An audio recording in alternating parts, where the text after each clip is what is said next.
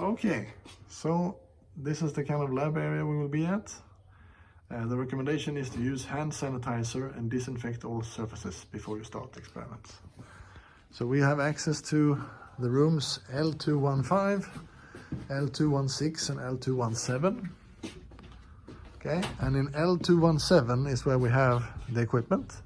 First, when you come in, this is a place to wash your hands and take some paper to clean the surfaces to be corona safe. Here we have some equipment, oscilloscopes and voltmeter that you might need for different parts. Here are some variable resistors, capacitors and inductance. And then we can spread out in these three rooms. So we have here 215, it's a little dark. So we prefer maybe to use these two rooms, 216 and 217. And most of the equipment that you will need then, so this stuff is good for the first part of the analog lab, the filter. Then when it comes to the other parts, with the op amp and the digital side, you will find some components here in our box, labeled FYSN15, this table, and some equipment here in this open cabinet.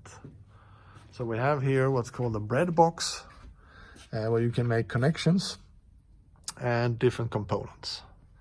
And you will see I recommend you to read the manuals quite carefully, and all the posted material on canvas.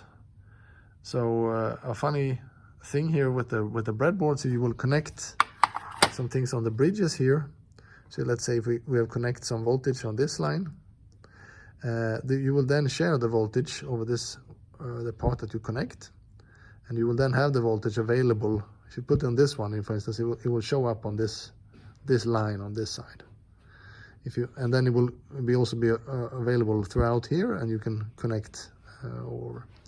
But if you want to use it down here, you have to make a bridge across. So this you will find out, and it will be useful to use the voltmeter to familiarize yourself with these things.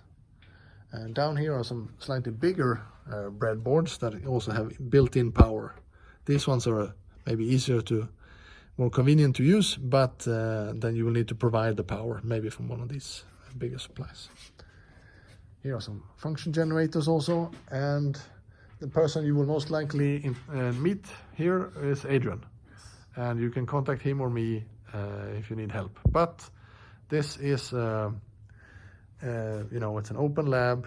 It's something to be more like a real-life exercise, and by reading the material carefully, you should be able to understand everything that needs to be done. So again, read the material carefully, and yeah.